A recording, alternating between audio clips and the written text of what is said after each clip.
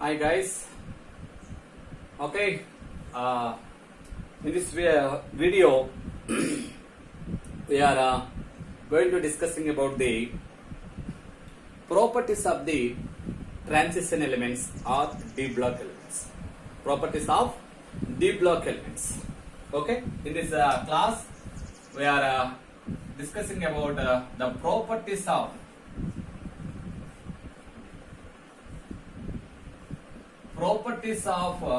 D block elements. Properties of D block elements.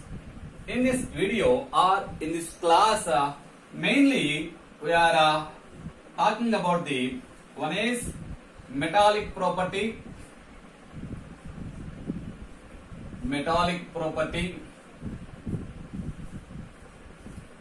The second one is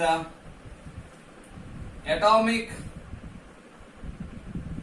and ionic radii. Atomic and ionic radii. And the third one, ionization enthalpy. Ionization enthalpy values. Ionization enthalpies.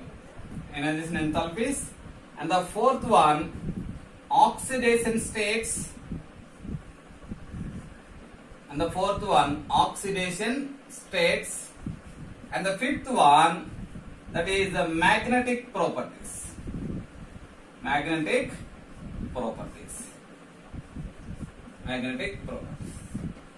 These are the main 5 properties we are going to discussing about.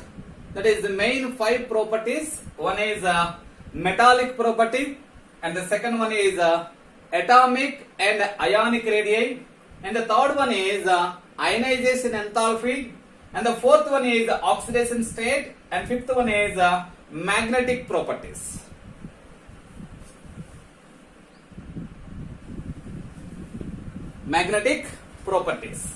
Okay. Therefore, first one in this properties, the first one, metallic properties. First one we are, that is talking about the metallic properties. The metallic properties of D block elements.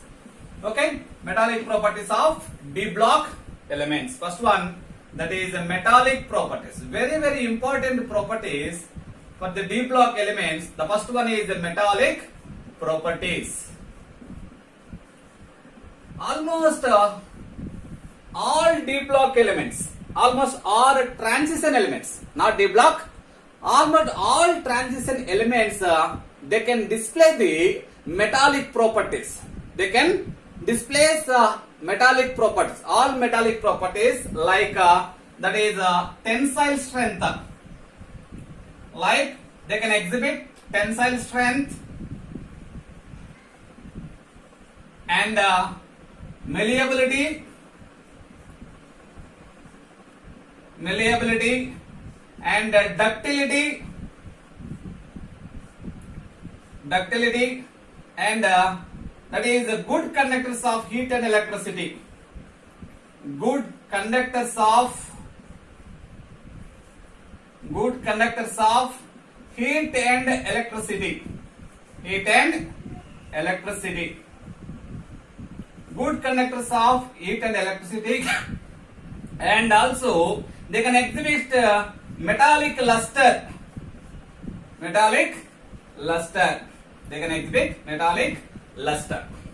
Okay, like that is metals. Here also, that is all transition elements, they can display the, that is metallic properties like high tensile strength. Tensile strength means that is elastic property. Transition metals also they can exhibit tensile strength and malleability. Malleability means they can convert it into rods.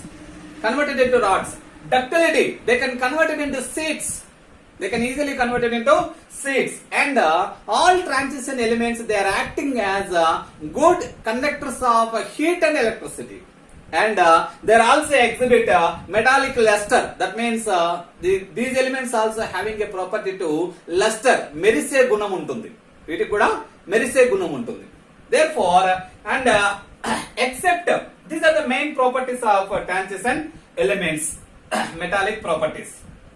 And except D block, except that is zinc, cadmium, mercury, zinc, cadmium, and zinc, cadmium, mercury, and manganese, mercury and manganese. Remaining all transition elements. Remaining all transition elements, they are having one or more close packing structures. One or more close packing structures. That's why they are having high melting and boiling point values. They are having high melting and boiling point values, and that's why they are having high melting and boiling point, and high boiling point values. Why? Why they are having, that is, one or more close packing structures. Close packing structures. But in case of zinc, cadmium, mercury, the close packing structures are absent. Close packing structures are absent. Why? There is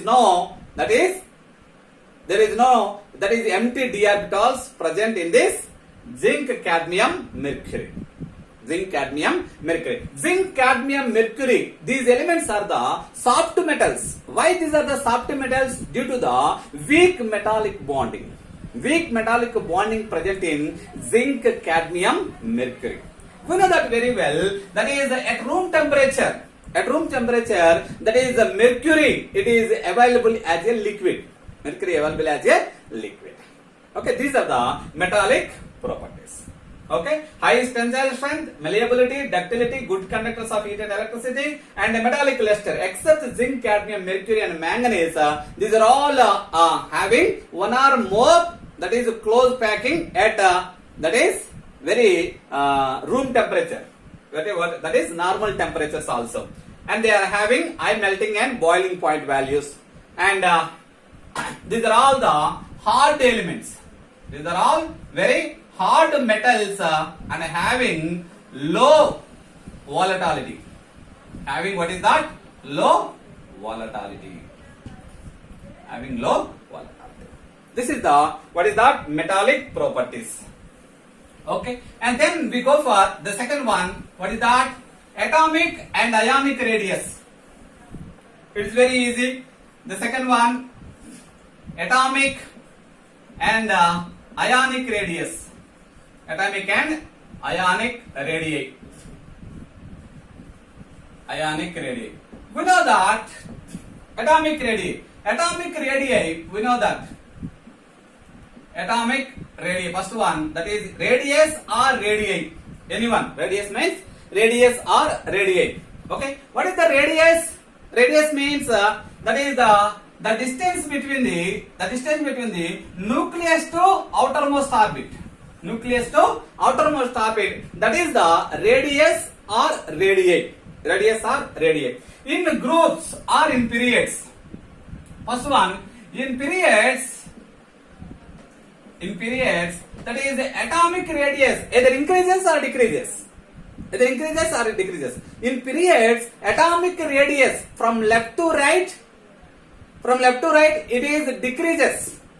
It is decreases. Why it is decreases? Due to the increasing of nuclear charge. Due to the increasing of nuclear charge. When nuclear charge increases, when nuclear charge increases, what happens? Therefore, the attraction on the outermost electrons, increases. That's why that is atomic radius decreases. The atomic radius decreases. But this atomic radius decreases. The decrement of atomic radius is not regular. Not regular. Why it is not regular? Because of when the electrons enters into the n-1 d orbital. When electrons enters into n-1 d orbital, what happens? These d electrons or these d orbitals acting as a screens. Therefore, n-1 d orbital. These n-1 d orbitals acting as a screens screens means there is no effect on the nuclear charge on the outermost orbit electrons. Outermost orbit electrons. These are acting as a screens. These are acting as a screens. Due to that, what happened? The nuclear charge attraction is decreasing. Nuclear charge attraction is decreasing. That's why that is the atomic radius, decrement of the atomic radius is not regular. Not regular in case of series. In case of series. Okay. When in case of groups, when in case of groups, what happened? In groups, in groups, what happened? In the groups top to bottom. In groups top to bottom, that is from the top to bottom, what happened? The top to bottom, atomic radius will be increases. Atomic radius will be increases. Why? Therefore, the atomic orbitals are increases. Therefore, here 3d to 4d. 3d to 4d, the atomic radius is increases. 3d to 4d, atomic radius is increases, but 4d to 5d, the atomic radius is constant. 4d to 5d, from the top to bottom, 4d to 5d, the atomic radius is constant. Why it is constant? Because of lanthanoid contraction. Because of what is that? Lanthanoid contraction. Because of lanthanoid contraction, the atomic radius is constant from 4d to 5d. Okay, 3d to 4d increasing, but 4d to 5d is constant due to lanthanoid contraction. Okay, this is the atomic radius. And what about ionic radius? What about ionic radius? Ionic radius is also follows the what is that? Atomic radii. Ionic radius is also that is similar to the atomic radius. When what happened? When oxidation state is increasing. When oxidation state is increasing, what happened? From the top to bottom or in series left to right. Left to right, oxidation state varies. For the various oxidation state elements, that is ionic radius also varies.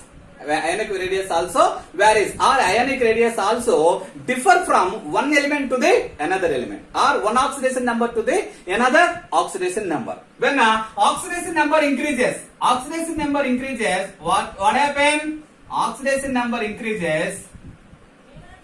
When oxidation number increases, what happened? From left to right, ionic radius decreases. Ionic radius decreases. Why it is decreases? Oxidation number increases is nothing but what is that? Nuclear charge increases. Nuclear charge increases. What happened? Automatically ionic radius decreases.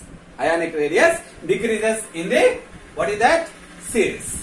In this series. Okay. And what about in groups? What about in groups? Groups ionic radii. Ionic radii, that is increases from the top to bottom.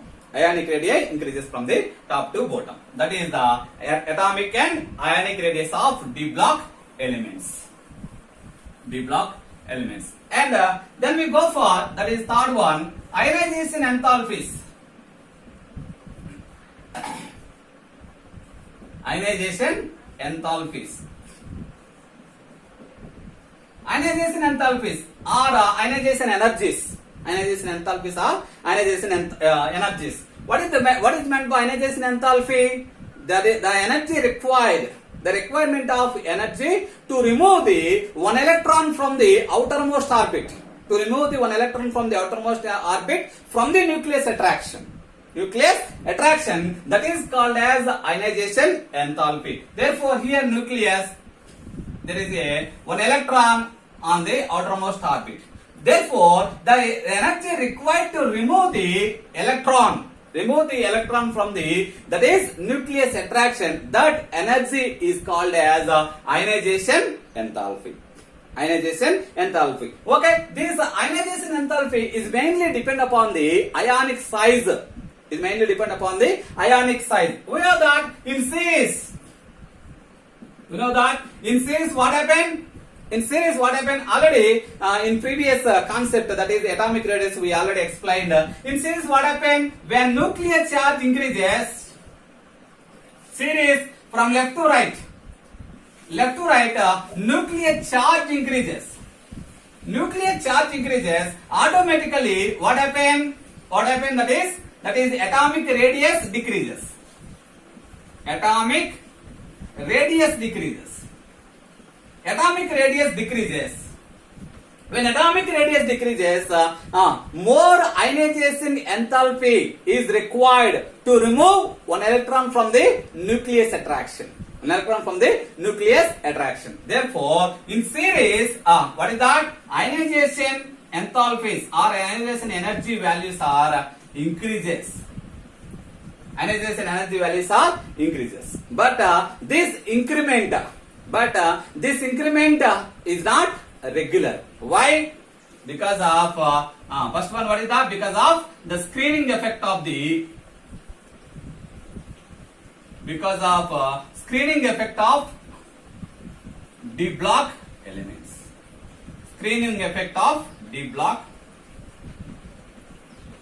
elements. Screening effect of what is that? Screening effect of d block elements. Up to some extent, the ionization enthalpy values are increasing, but after that, the ionization enthalpy values are decreasing due to what is that? That is screening effect of d block elements. In case of series. Whereas in case of that is what is that? Whereas in case of that is groups. Whereas in case of groups, that is the trend, that regular trend that is not observed. The regular trend not observed. What happened in groups from top to bottom? Atomic radius increases. Atomic radius increases.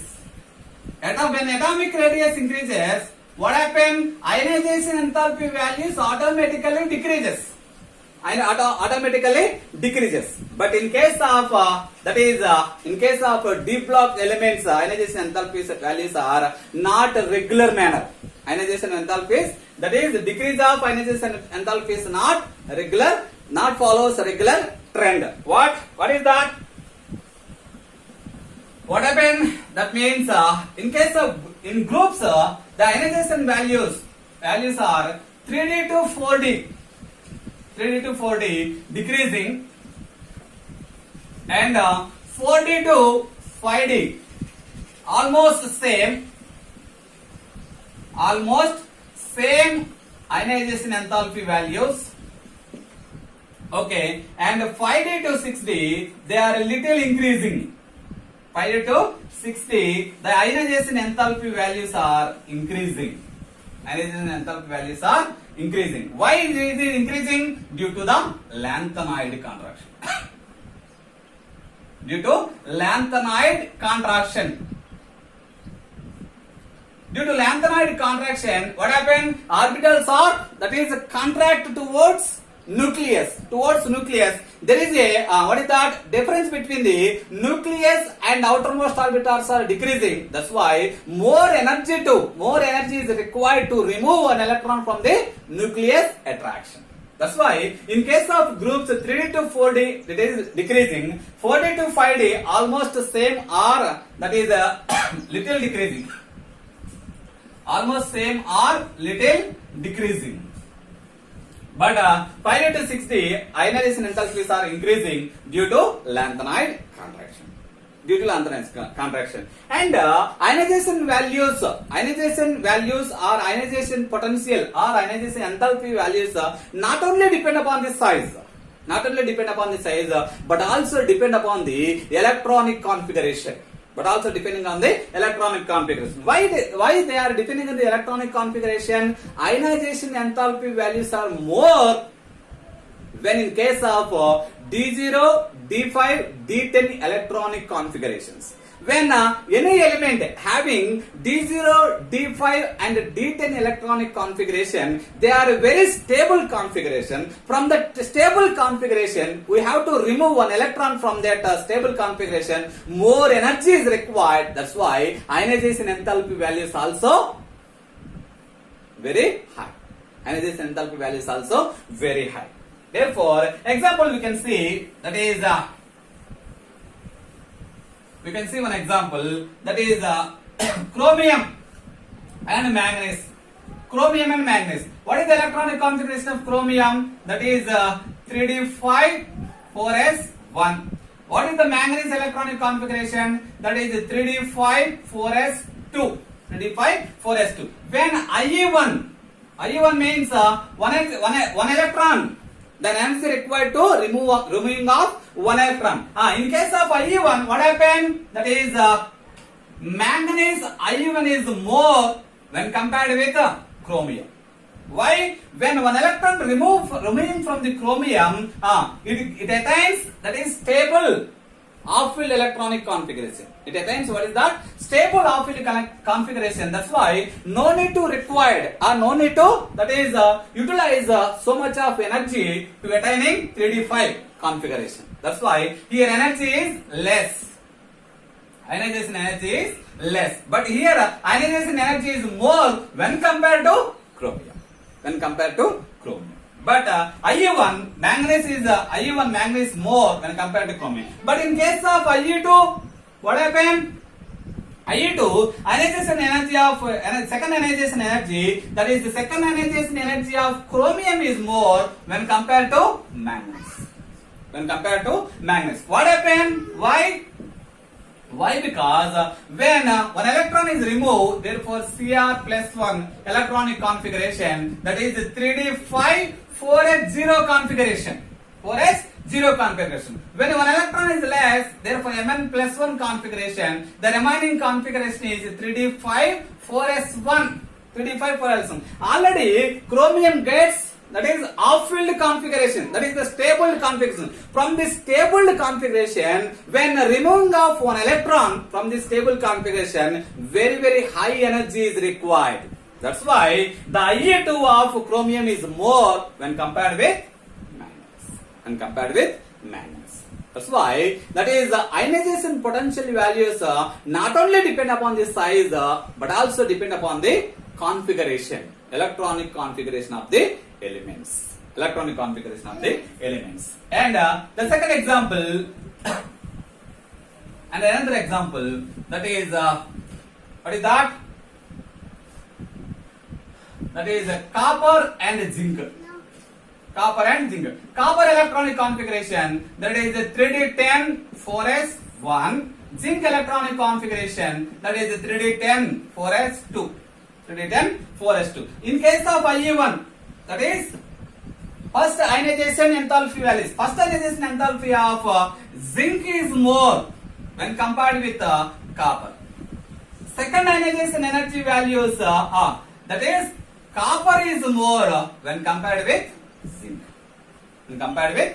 Why? In case of first ionization energy, there is no more energy required to remove one electron from the copper. Why? It can easily lose the electron to attaining the stable configuration, that is 3d10.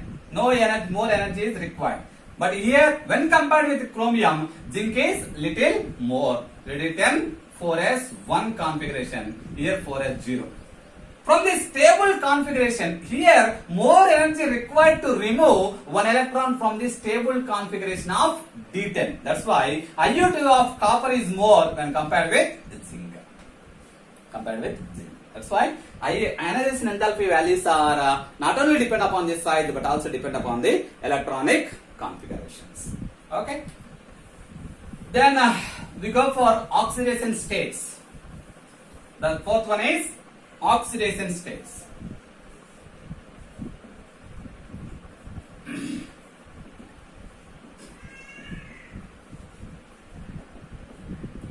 Transition elements, they can exhibit great number of oxidation states. Why they can exhibit great number of oxidation states? Due to the energy difference between N-1D and Ns is very low. The energy difference is very low. Due to that energy difference is very low, N-1D and Ns orbitals both are participating in bonding. That's why they can exhibit more number of oxidation states. Okay. Therefore, in case of 3D series elements, 3D series elements. General electronic are simple. That is all transition elements. All transition elements they can exhibit general oxidation state. General oxidation state is +2. General oxidation state is +2. The highest oxidation state of transition elements is equal to +8. Transition elements is equal to +8. That is osmium and ruthenium can exhibit highest oxidation state, that is +8. That is +8. The lowest oxidation state of transition elements that is equal to how much? That is +1. That is chromium and copper can exhibit. Chromium and copper can exhibit +1 oxidation state. The general oxidation state is, that is common oxidation state is +2, and highest oxidation state transition elements exhibit, that is +8. Osmium and ruthenium they can exhibit, and the lowest oxidation state of transition elements that is equal to +1. Chromium and copper they can exhibit +1 oxidation state. Okay, and in the series from left to right, what happened? The number of oxidation states are increases up to middle element. After the middle element, same the oxidation number is slowly decreasing. Why? The middle elements they can exhibit more number of oxidation states because of they are having more number of unpaired electrons. That's why, therefore, the elements they can exhibit oxidation state depend upon their unpaired electrons. Depend upon the presence of unpaired electrons. That's why middle numbered elements they can exhibit more number of oxidation states. Just we see in case of 3D series elements. Therefore, 3D series elements. What are the 3D series elements? What is that? Scandium, titanium, vanadium, chromium, that is manganese, iron, that is cobalt, nickel, copper and zinc. Therefore, scandium can exhibit +2 and +3 oxidation state. Titanium can exhibit +2, +3 and +4. That is vanadium +2, +3, +4 and +5. And chromium +1, +2, +3, +4 and +5 and +6 oxidation state. And manganese they can exhibit +2, +3, +4, +5, +6 and +7 oxidation state. And iron, that is +2, that is +3, +4 and +6. And cobalt +2, that is +3, that is +4. Nickel, that is +2, that is +3. Copper, that is +1 and +2 electronic conflict. Zinc, that is they can exhibit only +2 oxidation state. But the middle elements, chromium and manganese, they can exhibit what is that? +6 and +7, that is oxidation state. In 3D series elements, the highest oxidation state is +7, that is for manganese. Okay, that is for manganese. This is the middle elements can exhibit more number of oxidation state when compared with the left side and right side of the middle elements. Why? They are having more number of unpaired electrons. Okay, therefore this is the that is oxidation states of 3D elements. Chromium and copper they can exhibit +1 oxidation state. And manganese highest oxidation state, that is +7. And the general oxidation state is +2. All are having that is +2. That's why in case of 3D series elements, they can easily form complexes and hydrated salts. In case of plus 2 oxidation state only. In case of plus 2 oxidation state only. That's why in case of 3D series elements, plus 2 oxidation state is very important. Very important. But in case of other series element, that means 4D and 5D series elements, highest oxidation state is very important.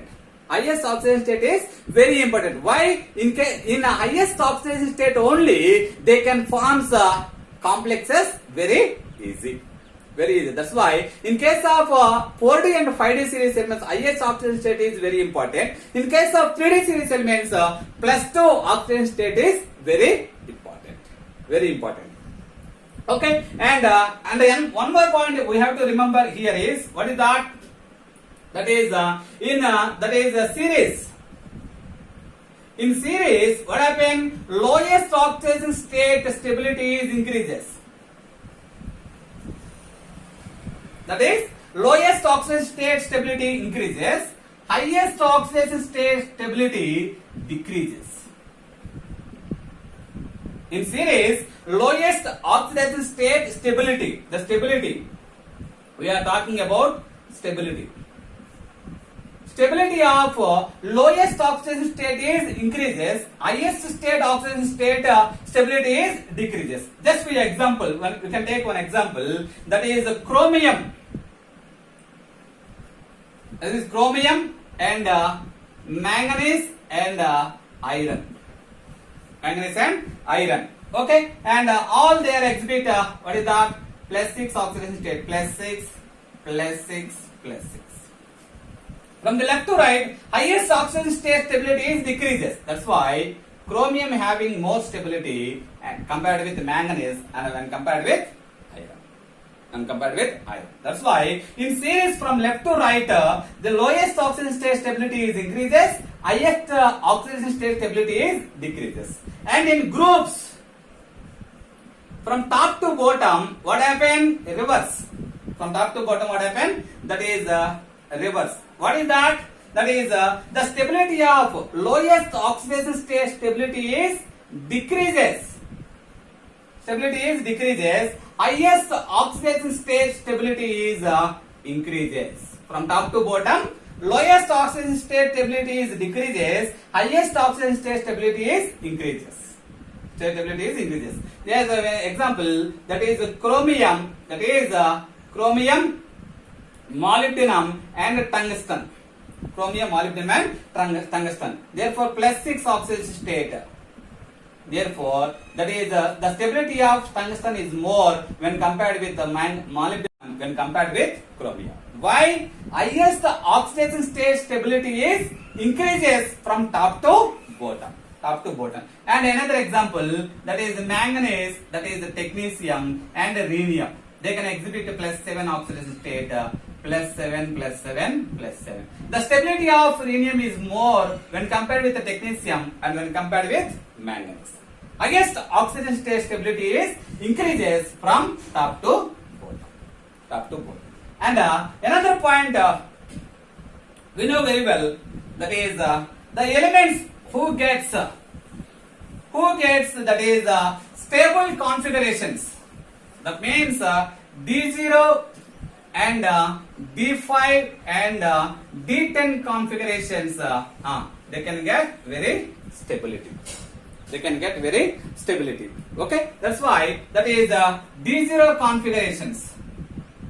D0 electronic configuration, that is scandium plus 3 configuration very stable, and that is scandium, titanium, that is plus 4, vanadium, that is plus 5, and chromium, that is plus 6, and manganese, that is what is that? Plus 7 configurations are very stable configurations. But why? They are attaining the stable D0 electronic configuration. In case of D5, that is what is that? That is chromium. D5 configuration. Chromium, what is that? Chromium after D5, what is that? Plus 1. That is chromium, molybdenum plus 1, and tungsten, that is plus 1. Okay, these are the very stable configurations because of attaining D5 electronic configuration. and D10 electronic configuration, that is copper plus 1 and copper silver plus 1 and gold arum, that is plus 1 and zinc plus 2, zinc cadmium, that is plus 2 and mercury, that is plus 2. These configurations are very stable configurations. Why? Because they are attaining stable D0, D5, D10 configurations. This is the oxidation states. Oxidation states. Then we go for the last one, magnetic properties. Then we go for what is that? Magnetic properties of D block elements. Last one, that is magnetic properties.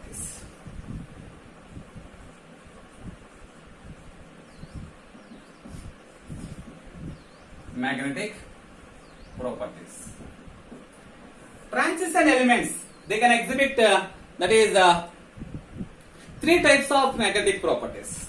One is diamagnetic property, and the second one is paramagnetic property, and third one is ferromagnetic property. Ferromagnetic property.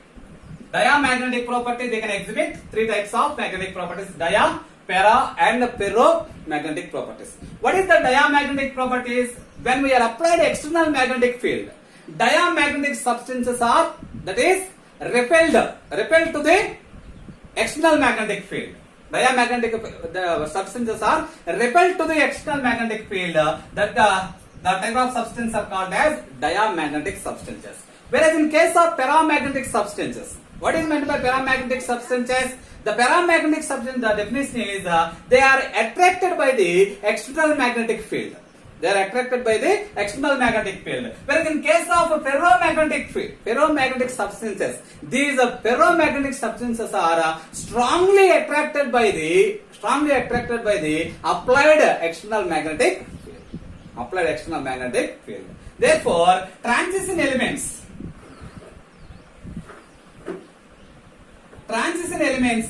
generally they can exhibit the paramagnetic nature. Paramagnetic nature due to the presence of unpaired electrons. Due to the presence of unpaired d electrons.